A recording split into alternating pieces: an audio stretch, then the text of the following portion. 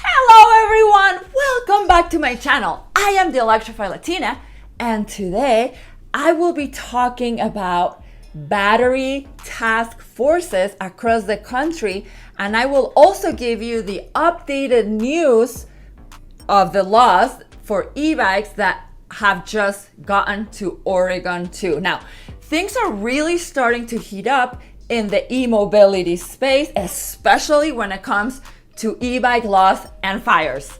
But before we dive in, let's roll the intro. So now Oregon has passed through the House, through the Senate, and they're just waiting for the government to pass it into law that kids under 16 years of age won't be able to ride electric bicycles anymore unless they have a driver's license or a special permit. So now California has been trying to do the same, but this is for kids under 12 years of age needing a special e-bike license, which is kind of weird. But also what is happening in Oregon, and this is actually really good news, is that they have made legal for class 3 e-bikes, meaning, as I'm sure a lot of you know, class 3 is, you can reach speeds of up to 28 miles an hour on pedal assist and on throttle 20 miles an hour. Before, they were only allowed to class 2 speed. So at least we're seeing something positive going on, but we're also seeing more governments focused on laws and regulations for e-bikes, and we don't love all this focus. Okay, you guys have seen I've made like a bunch of other videos, and I'm always gonna be here updating you about like what's going on, chiming in, getting together.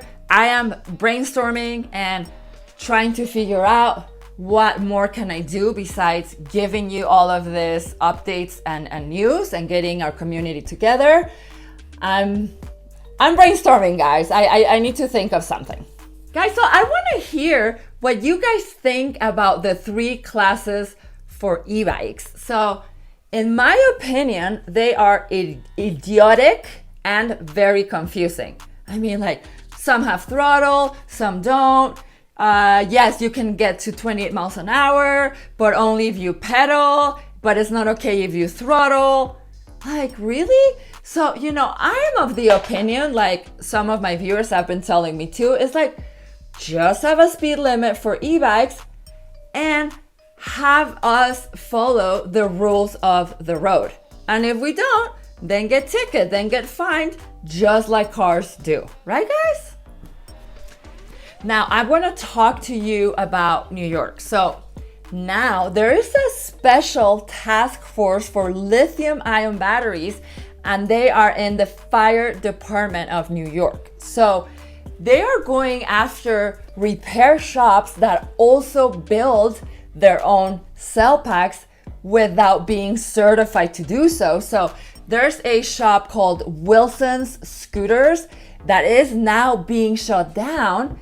And guys, having this task force means that now there are people out there who are trying to throw this kind of shops under the bus. But this is not just going to affect this kind of shops and businesses, it's also going to affect us as individuals, because say that you take your scooter into one of these repair shops and your scooter can go more than 20 miles an hour, which is the legal limit. Let's say it's one of those like crazy monster scooters that go up to 70 miles an hour. Well, this special task force can come hitting on your door and telling you, like fining you, talk about court costs, ticketing you, maybe even taking your scooter away. Now, guys, this kind of stuff is coming down the pipeline. It's scary. So now, guys, I don't condone the building of illegal battery packs, like ones that are not like certified. So they're called like Frankenstein batteries, like at all. But I'm good that, honestly, I'm good they are cracking down on that, you know. And if you're going to buy an e-bike, or if you're going to buy, let's say, a second battery, make sure it has the UL certification for your own safety, for the prevent fires and all that kind of stuff. And because too, like, more and more cities are going to be requiring as law that your battery on your e-bike is UL certified.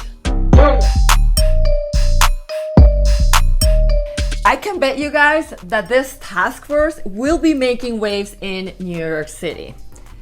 Now, let's go on to talk about San Francisco. So this is also happening here too.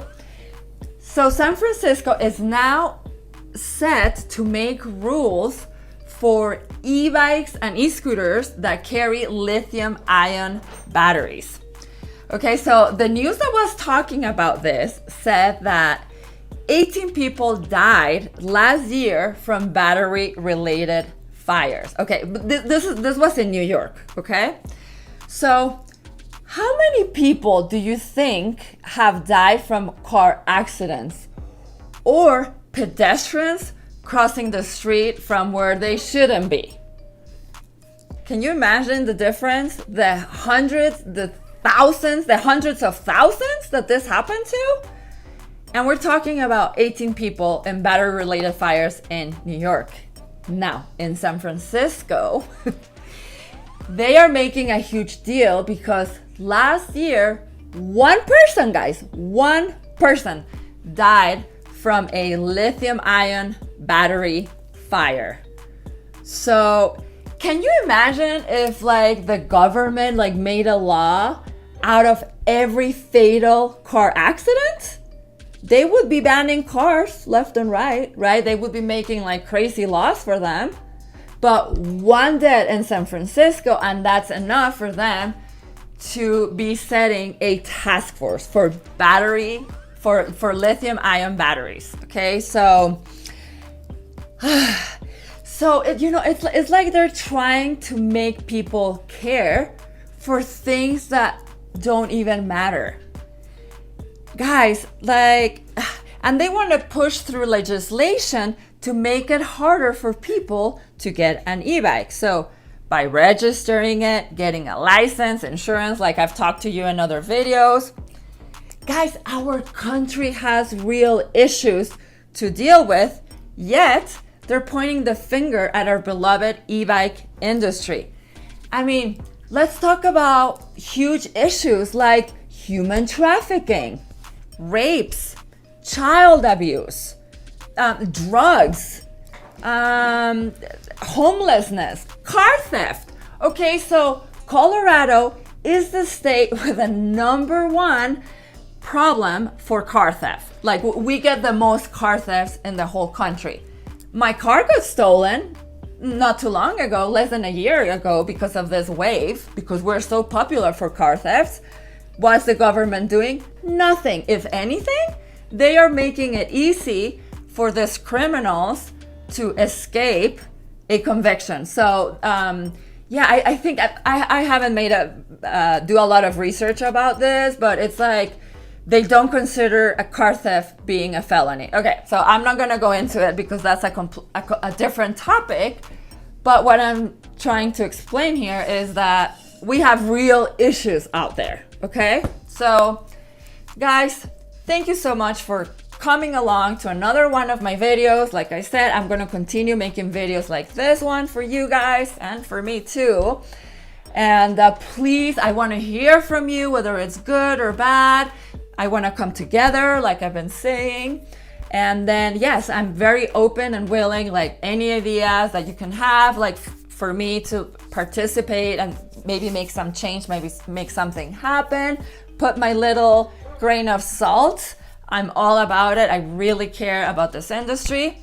I will be seeing you back tomorrow for another video. And no matter what, always remember, whatever you're doing, happy riding!